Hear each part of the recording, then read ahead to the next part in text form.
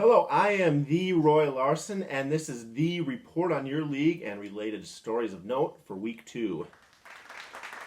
Last Friday marked the first ever NFL game in the Southern Hemisphere as the Philadelphia Eagles defeated the Green Bay Packers 34-29 in Sao Paulo, Brazil. The game was played in Arena Corinthians, normally a soccer stadium, which became apparent as field conditions were less than ideal for football. Players on each team were slipping throughout the game, which culminated with Packers quarterback Jordan Love spraining his MCL with 5 seconds remaining. While the night did not turn out ideal for him, I have to admit, watching Love this night brought back some fond memories for myself and probably many of you. A guy in his 20s on a Friday night watching guys fall on their face all around him, and then unable to walk off on his own, or as we call it, uptown. Week 1 featured 2-star QBs making their first start since suffering Achilles injuries last season. Both Kirk Cousins and Aaron Rodgers came into the 2024 season with lofty expectations, however both had disappointing debuts to their season. The two combined for 2 touchdowns and 3 interceptions, with neither topping 170 yards passing. The performances of Cousins and Rodgers coming back from their Achilles injuries has me worrying a bit for our friend Yuri, who recently tore his Achilles. We're talking about 2 of the best athletes in the world looking like shells of their former selves. Now translate that to Yuri, a kid who, even in his prime, with 2 healthy Achilles, was getting tossed around lacrosse Phi-Ed classes. He may never walk again. And I hate to say it, but it might be time to put him out of his misery and pull the plug.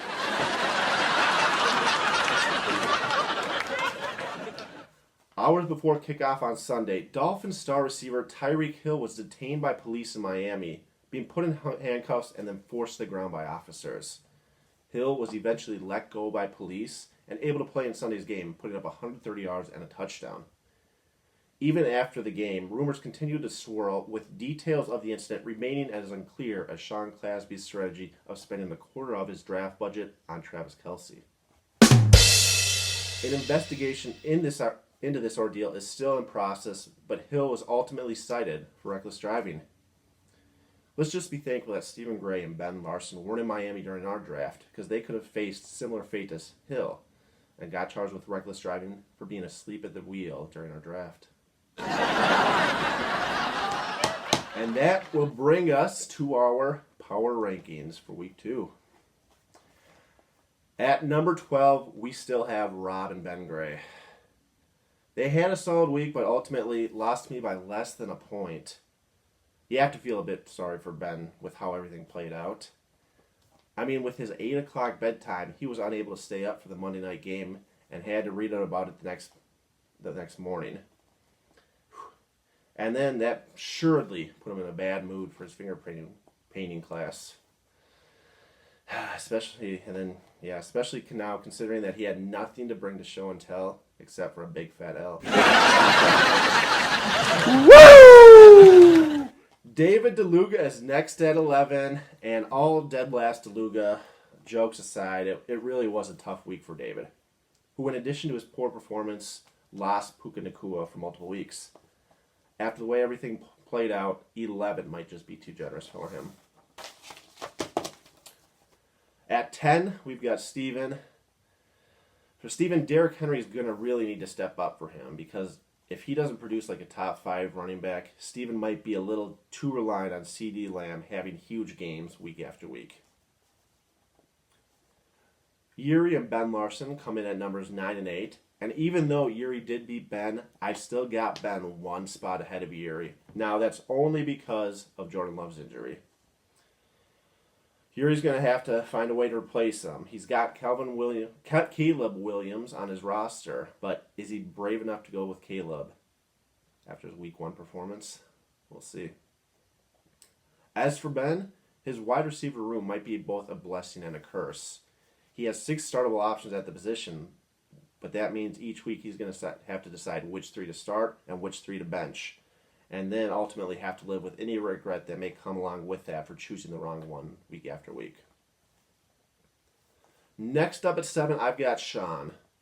I briefly mentioned it on Discord, but you can't name your team after a player that you're going to inevitably be releasing. Dallas Goedert's not going to be on his roster the full season, so using him as his team name is just not going to please the fantasy gods, and he will suffer until that name changes. At 6, we've got Jonathan. I still don't know what to make of his team. I could see them going up or going down, and so with that being the case, I'm not going to spend a lot of extra time talking about something I'm just not sure of. Spots 2 through 5 are represented by the Browntown Gang, and are virtually a dead heat between the 4. For now, I'm going with Andy at 5, Matt at 4, myself at 3, and Tony at 2. For Andy, Christian McCaffrey is already dealing with injuries. This is concerning since he had all of training camp to treat the injury. It takes an elite manager to win a championship with an injured McCaffrey. Does Andy have it in him? Turning to Matt, I think Matt's roster is in very solid shape for the most part, although there may be a few concerns with the way week 1 played out when looking at Mark Andrews, Raheem Mostert, and Gus Edwards. My last-minute decision to sub in Jameson Williams for Jaylen Warren got me the win. And those are the types of moves that championship managers make. Get used to seeing that all season long. Tony has the privilege of facing me this week. The former Egg Bowl, as we call it until pasteurized eggs are back in town, should be a great matchup. And as usual, Tony has a solid team. Is he good enough for 2-0? We'll see, but I don't think so.